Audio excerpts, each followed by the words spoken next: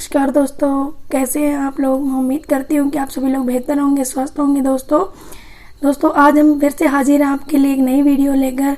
और आज हम जो वीडियो बनाने जा रहे हैं दोस्तों, इसके 3 पार्ट्स बनेंगे, 3 पार्ट बनेंगे और आप तीनों को ही देखिएगा। पहले आप ये पार्ट देखेंगे, फिर पार्ट 2 देखेंगे और फिर पार्ट 3 आप देखेंगे। इन तीनों में हम आपको बताने जा रहे हैं कि सबसे पहले जो गृह क्लेश है वो आजकल घर में जो घरेलू क्लेश होती है वो आजकल जो है वो हर घर में बढ़ती जा रही है। ईगो लोगों की बहुत हाई हो चुकी है और बहुत से इसके कारण है। हम आपको गृह क्लेश के, घरेलू कलह के आज कारण, नुकसान और फिर उसके निवारण, ये सभी अपनी वीडियोस में बताएंगे दोस्तों।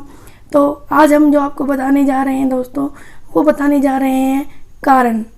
अभी हम पहले आपको कारण बताएंगे कि क्या कारण है कि घर के अंदर जो है आपस में पारिवारिक सदस्यों के बीच में घरेलू कलह होती है, रिश्तेदारों से आपस में कलह हो जाती है, यहाँ तक कि जो है भाई भाई को नहीं छोड़ता है, आपस में बहुत ज़्यादा कलह बढ़ जाती है।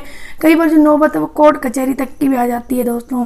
तो इनसे बचने के लिए और आपको ये सब जानना बहुत ज़रूरी है और आपके लिए वीडियो जो है बहुत ही यूज़फुल होगी, क्योंकि मोस्टली आजकल घरों में यही चल रहा है कि आपस में कहीं ना कहीं घरेलू कलह कहीं ज़्यादा उजागर हो जाती है तो कहीं थोड़ी सी दबी रहती है, लेकिन होती हर जगह ही है। तो आप कृपया करके इसको देखें पूरा अंत तक और समझें और फिर इसके बाद इनके उपाय हम जो बताएं वो कीजिए, तो आपको निश्चित ही लाभ होगा दोस्तों। चलिए दोस्तों, बिल्कुल टाइम वेस्ट नहीं करते हैं और आपको बताते हैं कि जो घरेलू कलह है उनके मुख्य कारण क्या क्या हैं दोस्तों। नंबर 1, पहला नंबर क्या है कि आपस में प्रेम नहीं होना। आजकल जो है वो रिश्ते स्वार्थ पे टिके हुए हैं, कहीं किसी में कोई प्रेम नहीं बचा है जैसे पहले लोगों में होता था। निस्वार्थ प्रेम वो नहीं रहा है। यहाँ तक कि फैमिली मेंबर्स एक दूसरे से बहुत ज़्यादा जेलस फील करते हैं, बहुत ज़्यादा जलते हैं और प्रेम जो है वो समाप्त होता जा रहा है। दूसरा नंबर है वैचारिक मतभेद। पहले क्या होता था दोस्तों कि जो फीमेल थी वो घर के काम करती थी और मेल थे वो कमाने चले जाते थे। लोग ज़्यादा पढ़े लिखे भी नहीं होते थे और ना ही सोशल मीडिया का ज़माना था, ना ही लोग इतने ग्लोबलाइजेशन के जो वर्ड है इसमें एक दूसरे के विचार जानते थे। तो दोस्तों क्या था कि सिर्फ अपने घर तक ही सीमित थे, अपना ही परिवार उनको अपना लगता था, सब कुछ मतलब उनसे जुड़ा होता था और बिना समाज के वो 1 मिनट भी रहने की कल्पना नहीं कर सकते थे। लेकिन दोस्तों कॉरपोरेट सेक्टर्स में जो जॉब कर रहे हैं आजकल या बाहर निकल गए हैं, जो हमारा वेस्टर्न कल्चर है वो हावी होता जा रहा है और लोगों के बीच बहुत ज़्यादा मतभेद जो हैं वो बढ़ गए हैं। हर किसी की अपनी एक थ्योरी बन गई है, अपनी अपनी डपली, अपना अपना राग, वो वाली बातें हो गई हैं। तो विचार आपस में मिलते नहीं, विचारों से लड़ाई होती है, बस फिर वो क्या होता है कि कलह बढ़ता चला जाता है। दोस्तों इसका तीसरा कारण है पितृदोष का होना। कई बात है कि घर में बैठे बैठे कलह हो जाती है, बिल्कुल शांति से सब लोग रहते हैं, 2-3 दिन ठीक रहे, फिर अचानक कलह हो गई, इतनी तेज होती है कि मतलब बहुत मुश्किल से उससे पीछा छूटता है। तो दोस्तों ये पितृदोष के लक्षण भी हो सकते हैं। आप अपनी जन्मपत्री में दिखवाएं कि कहीं उनमें पितृदोष तो नहीं है, और हैं तो फिर आप पितृदोष के जो निवारण कीजिएगा, उपाय कीजिएगा। दोस्तों इसका चौथा कारण है सबसे बड़ा, जो आजकल सबसे ज़्यादा हमारे समाज को खराब कर रहा है, दीमक की तरह खोखला कर रहा है। इस पर मूवी भी बन चुकी है एक उड़ता पंजाब नाम से। शराब, सिगरेट और ये जितने भी नशा है, जो नशे के ऊपर बनी थी, चरस, गांजा, ड्रग्स, इनके ऊपर ये जो मूवी बनी थी, इनमें भी आपने देखा होगा कि बहुत ज़्यादा मूवीज आ चुकी हैं इस पे और बहुत से लोग अवेयरनेस प्रोग्राम चला रहे हैं कि शराब, सिगरेट या अन्य प्रकार के जो व्यसन हैं ये घर को जो है बर्बाद करते हैं। जो व्यक्ति नशे में होगा उसको ज्ञान तो होगा नहीं वो क्या कर रहा है, तो वो कलह ही करेगा, सीधी सी बात है दोस्तों इसका अगला कारण है ग्रह दोष। मैंने आपको बताया, पहले बताया पितृदोष और फिर होता ग्रह दोष, यानी कि वास्तु का दोष। आप जिस घर में रह रहे हैं उसमें हो सकता है कोई वास्तु के हिसाब से कोई ऐसी आपने मूर्ति रख दी हो या इस तरह से आपके कॉर्नर हो, जैसे ईशान कोण आपका वो दूषित हो, पीड़ित हो, तब भी देखिए ग्रह दोष से भी, वास्तु दोष से बहुत ज़्यादा परेशानियां उत्पन्न होती हैं और जो घर में कलह है वो रेगुलर चलती रहती है, बिल्कुल भी खत्म नहीं होती है दोस्तों। अब है दोस्तों एक और मेन मुख्य कारण है घर की महिलाओं का अपमान करना, अनादर करना।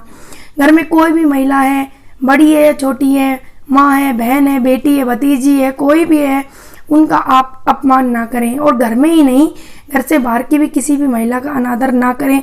जितना हो सके महिलाओं को सम्मान से बोलें, और अगर आप उनको सम्मान नहीं दे सकते तो कम से कम गालियां भी ना दें, या मारपीट तो बिल्कुल भी ना करें दोस्तों।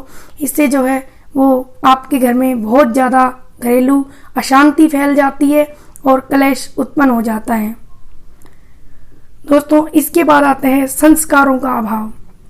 देखिए दोस्तों, बच्चों को जैसे संस्कार बचपन में दिए जाते हैं, उनको सिखाया जाता है कि आप हाथ जोड़ के प्रणाम कीजिए, आप ये भगवान जी हैं, इनके सामने प्रणाम कीजिए। ये सब बातें जो हमें सिखाई जाती हैं, जब हम स्कूल में जाते हैं तो स्कूल में भी जो है हमें हाथ जोड़ कर प्रार्थना करना सिखाया जाता है कि मम्मी पापा के पैर छू कर आए, ये सब सिखाया जाता है। तो दोस्तों ये होते हैं संस्कार जो बचपन से बच्चों के अंदर डाले जाते हैं।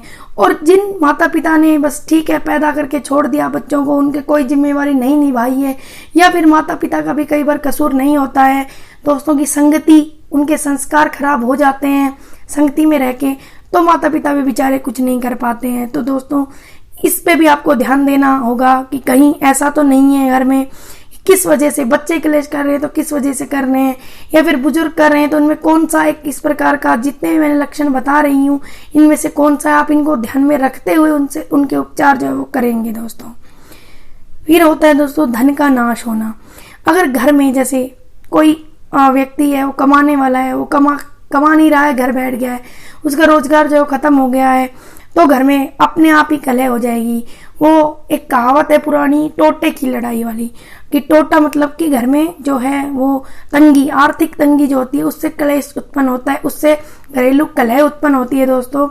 तो ये एक हरियाणवी कहावत है कि घर में टोटे की लड़ाई है। तो टोटे की लड़ाई का मतलब वही होता है कि घर में जब आर्थिक तंगी आती है तो निश्चित रूप से कलह को अपने साथ लेकर आती है, घरेलू क्लेश जो है उसके साथ आता है। तो लक्ष्मी, माता लक्ष्मी भी वहीं निवास करती है जहाँ पे शांति होती है, और जहाँ पे क्लेश होना शुरू हो गया तो धन और ज्यादा उसका नाश हो जाएगा दोस्तों। तो खुद को जो है घर का मुखिया समझते हैं कई लोग। अब लास्ट जो है इसमें क्या है कि कई लोग जो होते हैं वो खुद को अपने घर का मुखिया समझते हैं। वो घर में कोई भी हो सकता है दोस्तों, उसकी कोई उम्र नहीं है। घर में घर का छोटा लड़का, घर की लड़की, घर का माँ बाप, कोई भी एक ऐसा हो जो बस ये चाहेगा कि जो मैं कहूँ वही सब सदस्य जो है वो करें। जैसे 20 लोगों का परिवार है, उसमें कोई 2 सदस्य ऐसे हो गए तो घर में बिल्कुल अशांति फैल जाएगी। ये मेरे से आप लिख के ले लीजिए दोस्तों, ये मैंने बहुत ज़्यादा देखा है, अनुभव किया है, इसीलिए मैं आपको बता रही हूँ कि ये बहुत ज़्यादा एक मेजर रोल प्ले करता है इस चीज़ में कि घर का कोई व्यक्ति अगर ऐसा है जो क्लेश बहुत ज़्यादा करता है तो वो हमेशा एक चीज़ चाहेगा कि हर समय हर व्यक्ति उसी की बात माने और उसी के अकॉर्डिंग कार्य करे, उसी के अकॉर्डिंग चले, जो वो कहे वो करे, और दूसरों की जिंदगी में बहुत ज़्यादा दखल अंदाजी भी करते हैं वैसे लोग। तो दोस्तों आप इन कारणों में से जो कारण आपको लगे कि हाँ ऐसा हमारे घर में हो रहा है तो उन पर गहन विचार कीजिएगा। फिर उनसे संबंधित आप अपनी जन्मपत्री भी एक बार दिखवा लीजिएगा और उनसे संबंधित आप जो है उपचार कीजिएगा। अगली वीडियो में हम आपको बताएंगे कि इस घरेलू कलह से कितने प्रकार के आपको नुकसान होते हैं और आप किस हद तक बर्बाद हो सकते हैं। दोस्तों तब तक के लिए हमें दीजिए इजाजत। ऐसी अच्छी वीडियो हम लेके आते रहेंगे आपके लिए। हमारी वीडियो पसंद आए तो लाइक कीजिए, शेयर कीजिए, चैनल को सब्सक्राइब कीजिए दोस्तों।